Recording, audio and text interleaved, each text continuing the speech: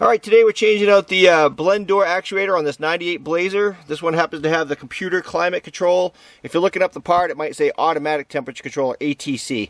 I'm going to start by removing these lower dash bolts here, these 7mm bolts along the bottom of the glove box.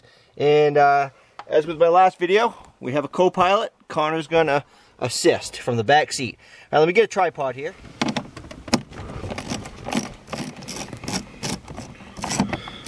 I have a heavy breather here over my shoulder. Thank you, Connor. Okay, I'm just going to remove, I don't know if you can see him or not. Let's see. This one, and that's going to allow us to remove this glove box. Alright, that allows us to get to that other bolt. Okay, so we need to get these ones here. And hopefully they're the same size, and they are. 7mm is what I'm using here.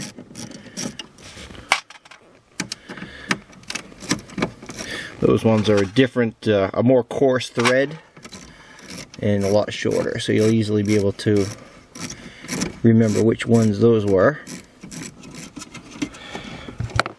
Alright, with those 3 bolts out, I should be able to remove the actual glove box. Set that aside. And this is where we're Dunkin' Donuts. America runs on Dunkin', they say. Alright, so now we need to remove this vacuum piece here. Let me reposition the camera so I can actually show you what that looks like and also get in there myself. Alright, so this piece here, this vacuum actuator we need to remove. And I realize a lot of what I'm doing, my hands are going to be right in the way, so I'll kind of show you afterwards. I'm going to remove this vacuum line here gently, especially if it's sort of brittle. This one is not. Okay, I'm just going to set that aside. Don't forget to hook it back up when we reinstall. And this actuator should pop right up. It's got these slide brackets, if you will. There's no screws or anything. And I'm going to pop that up and try to set that up out of the way. Like that. Okay, and now we are after this mechanism up in here. Alright, we're going to remove this electrical connector. It's got a clip like a lot of automotive electrical connectors. You just basically pry up on it and then pop it out. Alright, I know I'm blocking the camera view, but I'm going to go ahead and remove that real quick. Set that aside. You can see the clip there. It's got a little tab that you need to pry up. It'll slide out. We've got 2 bolts here. I need to get a small ratchet here.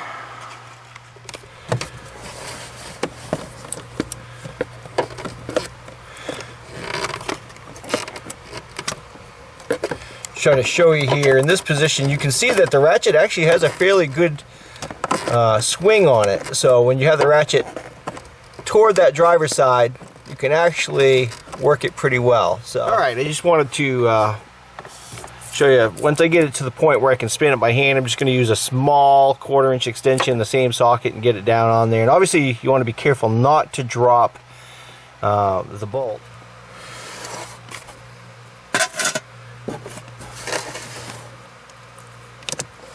That looked like the screw falling, but I think it was a piece of dust. Alright, that's to give you an idea of what the length is. That's it right there. Okay? Now this should actually lift up and out. You may have to pry it a little bit.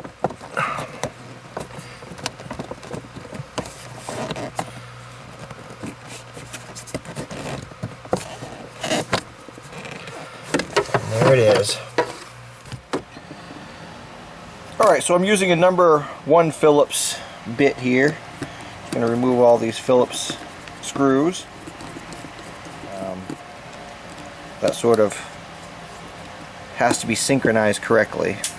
I'm assuming that tells the computer where this mechanism is, or where it thinks it is, by the position of the blue gear. Okay? So let's see if this thing has even got the same problem. Mine was cracked pretty badly, and I was able to fix it. And so was this one. So somewhat disappointing, because if you read forums, just do a quick search for blend door actuator cracked gear and you'll find, you know, hundreds, thousands, who knows how many. Alright, so I've got some JB Weld mixed up. I always mix up more than I need, and then I feel like I should go around and just start gluing things. Alright, so what I've done is I've put it on the shaft slightly.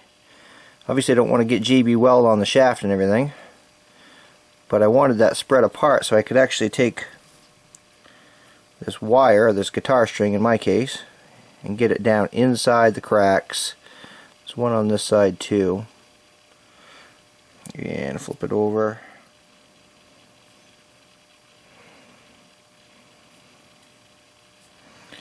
And on the other side you can see that little crack right there. Alright, so I've got it all cleaned up. You don't want a bunch of JB Weld all through here. You don't want any in the gears. You don't want any on the inside. So I've got it nicely clean. I basically have the JB Weld in the cracks, which is where it needs to be. What I'm going to do is let this set overnight. Alright, so here we are on day 2. The nice thing about waiting a day is it gives you a chance to think about this situation, and I don't have great confidence that this is going to hold once I start putting it on this shaft. It's extremely tight. This has a splined shaft here. Maybe at one time this gear did, but they're pretty much gone, and it's still extremely tight. So what I've decided to do is actually I'm going to take a pencil and wrap some sandpaper around it, and I'm going to slowly, a little at a time, I'm going to take a little bit off the inside of this gear. Alright, so it's pretty amazing how tight that was. It's no wonder that this gear doesn't hold out. Now you can see I did get a little bit of JB Weld in that tooth. I could either take the time to figure out, I don't believe this entire gear is used, so this needs to be the opposite side of where it's being used, or I can actually clean that up a little bit with the emery cloth, which I'll probably do anyway. So this is about how I want it. I want it to go on with some resistance, but not so much that it's going to try to split the gear, and I'm not going to put it on all the way right now, because I am going to cut some small grooves on the inside. Alright, so what I'm going to do is I'm going to take this wound guitar string, I'm just going to work it back and forth.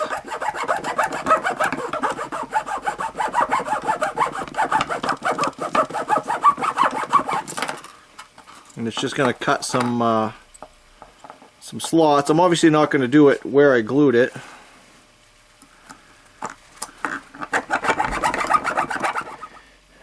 Alright, so you can see all it did is it just kind of cut some grooves into the plastic, and my thought is that the epoxy will set in those grooves as well as these splines and help create sort of a mechanical bond as well as an adhesive bond. And that's just about how I want it. I don't want to force it on there yet, because now I do want to work out the timing just so that this gear here, which is the main crack, is not actually in use. I want it basically the opposite side. So let me figure that out next. Okay, so the thing you need to be careful of, obviously, is we don't want to fill this inner part of the gear. It's sort of recessed, and that rides on this ridge on this plastic mold. I did buy some Gorilla epoxy, but the JB Weld held just fine. I am going to keep the hose clamp on, so let me mix up some JB Weld and we'll get this thing glued, and then we'll come back tomorrow.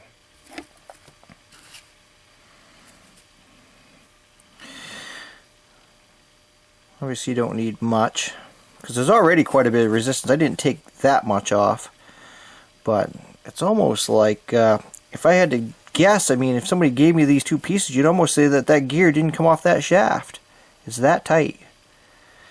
So, I'm not exactly sure why they did it this way. There's definitely better ways they could have set this up. They could have just made a key like this and had that gear slide down over that. That would have held up better than this fine knurled edge here, or splined rather. Okay, that's probably way more than we need. I'll be wiping off excess here.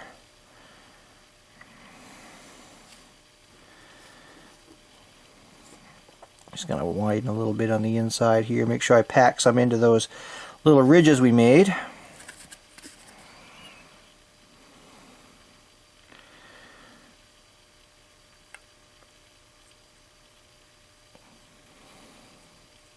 I sprayed that metal shaft down with contact cleaner too, so that's clean, grease-free.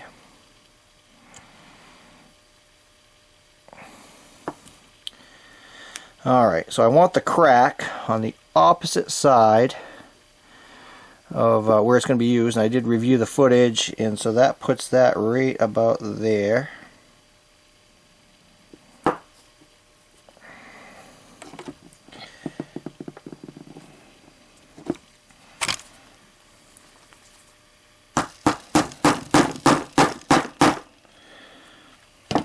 That's it. That's all the way on right there. So I'm going to clean up all the excess now, because again, we don't want that on there. And then we'll leave it overnight. We'll be back tomorrow. Alright, so I'm real happy with the way this looks. I have full confidence that this is not going to fail like it did before, because there's a lot less outward pressure on that gear. Okay, so I did some research last night in the forums, and essentially I believe this is the timing you're going to want to have. The reason why I say that is I found several references, and if you rotate this, the blue gear rotates, and basically the way I looked at it is the dots in this half moon shape, basically pointing at that screw hole, and then if I drop this gear in, essentially this line is pointing right past that gear. Okay, and I found several references, and you can actually, once you get it in time, you could actually rotate the gear, and oh yeah, that matches that reference, that matches that reference. So I'm going to put this back together. I'm going to pull the positive lead from the battery, so that's got time to reset. We'll go ahead and throw this thing in, and then we'll listen to see if the blend actuator door finds itself, and then we'll be good to go. Okay, so what I want to show you real quick here, because you're probably not going to be able to see once my hands are in the way, that first post there, obviously a screw goes in, that second post a screw goes in, and that white shaft is what the mechanism itself needs to slide down over. And you can see it's flat on two sides, so you may need to kind of twist and turn and wiggle that thing to get that on there correctly. And then you can position it so the screws can go in. So I'm just going to try to do that. The camera may be right in my way. Alright, so I have it in place. I'm just going to thread these in real quick. I don't want to try to operate it without having it threaded down properly. What you may have to do, and I had to do this, is I had to swing that door so that it would fit on that shaft correctly.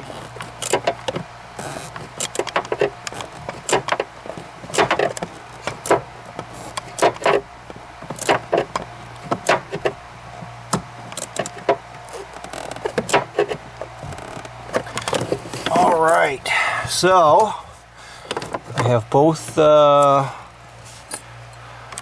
hex head screws in there. Now I did find I had a little precision box in 7/32. This actually made getting that front one in a little easier. Okay, a lot of people probably wouldn't have that. I didn't even know I had it till I went looking for it. So okay, there's the vacuum line. We need that for the vacuum actuator. This is the electrical connection for the blend door actuator, and that goes right here. So hopefully this video has been helpful. I know that this is a common problem, and this is something that, even though the location may change between vehicles, a lot of GM vehicles are using this blend door actuator, and it's unfortunate that it's such a weak point. Well, I mean, it is, after several years it's a weak point, but the idea is they definitely could have made that a little bit better. Okay, now we need to get this vacuum actuator up and over, get that back in place, and that sits down on these, slides down in this little slot here, and these slide inside of the vacuum actuator grooves, or the slots rather.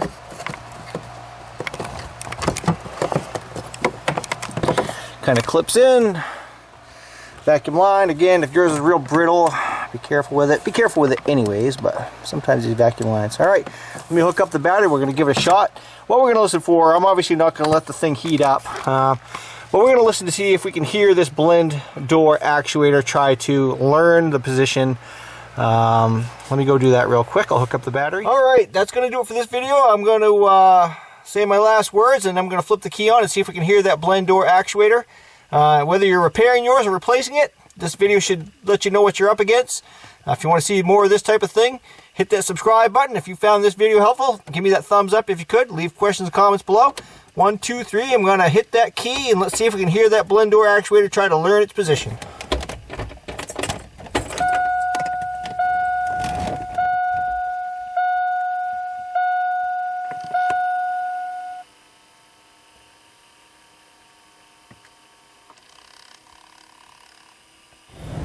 Actually heard it flip back and forth. I don't know if you got that on camera or not, but I'm going to start the car, let it heat up, see if I have constant heat like I did before.